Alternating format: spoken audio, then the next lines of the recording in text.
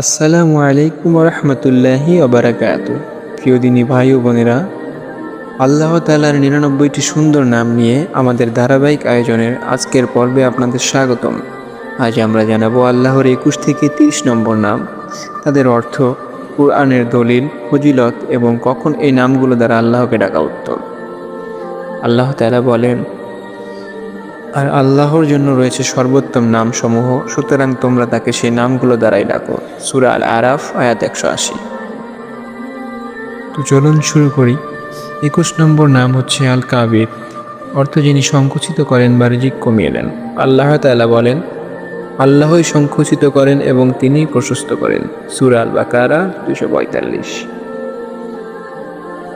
যখন জীবনে কষ্ট আসে, ব্যবসায় ক্ষতি হয় বা আর্থিক সংকট দেখা দেয়, তখন মনে রাখতে হবে সবকিছু আল্লাহর হিকমতের অধীন। আর্থিক সংকট, দুশ্চিন্তা ও বিপদের সময় দোয়ার মধ্যে ইয়া কাবির বলে আল্লাহকে ডাকা অতি উত্তম। ২২ নম্বর নাম হচ্ছে আল বাসিত, অর্থ যিনি প্রশস্ত করেন এবং রিজিক বৃদ্ধি করেন। সংকটের পর স্বস্তি, দারিদ্র্যের পর প্রাচুর্য এবং দুঃখের পর সুখ দান করার ক্ষমতা একমাত্র মহান রব্বুল আলামিন আল্লাহ তাআলারই। রিজিক বৃদ্ধি, ব্যবসায় বরকত এবং জীবনের প্রশস্ততার জন্য দোয়ার সময় এই নামটি পড়া উত্তম। ২৩ নম্বর নাম হচ্ছে আল খাফিত, অর্থ যিনি অবনমিত করেন। ইতিহাসে আমরা দেখেছি অনেক শক্তিশালী রাজা, মহারাজা, অহংকারী ব্যক্তি আল্লাহর অবাধ্যতার কারণে অপমানিত, লাঞ্ছিত এবং ধ্বংস হয়ে গিয়েছেন। এই নাম আমাদের শেখায় অহংকারের কোনো স্থান নেই। নিজের অহংকার দূর করা ও বিনয় অর্জনের জন্য এই নামটি পড়া অতি উত্তম। ২৪ নম্বর নাম হচ্ছে আর রাফি, অর্থ যিনি মর্যাদা বৃদ্ধি করেন। আল্লাহ তাআলা বলেন, আল্লাহ তোমাদের মধ্য থেকে ঈমানদারদের এবং যাদের জ্ঞান দান করা হয়েছে তাদের মর্যাদা উচ্চ করবেন। সূরা আল মুজাদিলা আয়াত ১১। ইলম, তাকওয়া, সম্মান ও উন্নতির জন্য দোয়া করা উত্তম। ২৫ নম্বর নাম হচ্ছে আল মুইজ, অর্থ যিনি সম্মান দান করেন। আল্লাহ তাআলা বলেন, আমি যাকে ইচ্ছা সম্মান দান করি। সূরা আলে ইমরান আয়াত ২৬। পৃথিবীর সব সম্মান ও মর্যাদার মালিক একমাত্র আল্লাহ তাআলা। সম্মান, মর্যাদা ও হিদায়াতের জন্য দোয়ার সময় এই নামটি পড়া উত্তম। ২৬ নম্বর নাম হচ্ছে আল মুজিল, অর্থ যিনি অপমানিত করেন। আল্লাহ তাআলা বলেন, এবং আমি যাকে ইচ্ছা অপমানিত করি। সূরা আলে ইমরান আয়াত ২৬। অহংকার থেকে বাঁচার জন্য এবং বিনয় অর্জনের উদ্দেশ্যে এই নামটি পড়া অতি উত্তম। ২৭ নম্বর নাম হচ্ছে আসামি, অর্থ সর্বশ্রোতা। আল্লাহ তাআলা বলেন, নিশ্চয়ই আল্লাহ সর্বশ্রোতা এবং সর্বজ্ঞ।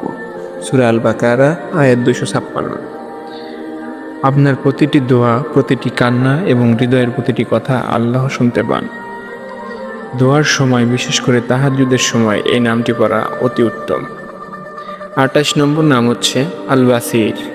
আল বাসির শব্দের অর্থ হচ্ছে সর্বদ্রষ্টা। আল্লাহ তাআলা বলেন, আল্লাহ তোমাদের সকল কাজ সম্যক দেখেন। সূরা আল হুজরাত আয়াত ১৮। তওবা, আত্মসমালোচনা এবং গুনাহ থেকে বাঁচার জন্য এই নামটি পড়া উত্তম। ২৯ নম্বর নাম হচ্ছে আল হাকাম, অর্থ সর্বশ্রেষ্ঠ বিচারক। আল্লাহ তাআলা বলেন, আল্লাহই সর্বোত্তম বিচারক। সূরা আল আনাম আয়াত ৫৭। অন্যায়ের শিকার হলে ন্যায় বিচারের জন্য দোয়া করার সময় এই নামটি পড়া উত্তম।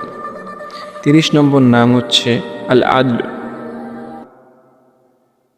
অর্থ পরিপূর্ণ ন্যায়পরায়ণ। আল্লাহ তাআলা বলেন, নিশ্চয়ই আল্লাহ ন্যায় বিচারের নির্দেশ দেন। সূরা আন-নাহল আয়াত ৯০। আল্লাহ কখনো কারো প্রতি বিন্দুমাত্র জুলুম করেন না। ন্যায় বিচার, পারিবারিক শান্তি ও সঠিক সিদ্ধান্তের জন্য দোয়ার সময় এই নামটি পড়া উত্তম। প্রিয় দর্শক, অনেকেই জানতে চান এই নামগুলো কতবার পড়লে বেশি ফজিলত পাওয়া যায়। এখানে একটি গুরুত্বপূর্ণ বিষয় হলো ২১ থেকে ৩০ নম্বর এই নামগুলোর জন্য সহিহ হাদিসের নির্দিষ্ট কোনো সংখ্যা বর্ণিত নেই। তাই ১০০ বার, ৩১৩ বার, ১০০০ বার পড়ার বিশেষ ফজিলতকে রাসূল সাল্লাল্লাহু আলাইহি সাল্লামের কথা বলে প্রচার করা উচিত নয়। তবে ফজর, মাগরিব, এরপর ফজর সালাতের পর তাহাজ্জুদের সময় এবং দোয়া কবুলের মুহূর্তগুলোতে এসব নামের মাধ্যমে আল্লাহকে ডাকা অত্যন্ত উত্তম।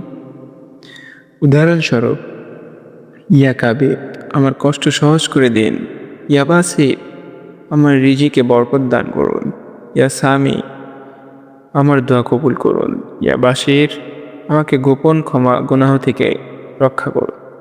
ইয়া আদল, আমার জীবনে ন্যায় প্রতিষ্ঠা করুন। শেষে রাসূল সাল্লাল্লাহু আলাইহি ওয়াসাল্লামের একটি মহাসুসংবাদ হলো এই যে আল্লাহর 99টি নাম রয়েছে। যে ব্যক্তি সেগুলো সংরক্ষণ করবে, বুঝবে এবং সে অনুযায়ী আমল করবে, সে জান্নাতে প্রবেশ করবে। সহিহ বুখারী। আল্লাহ তাআলা আমাদের সবাইকে তার নাম সমূহ জানা, বোঝা এবং সে অনুযায়ী জীবন পরিচালনা করার তৌফিক দান করুন। আমিন। আসসালামু আলাইকুম ওয়া রাহমাতুল্লাহ।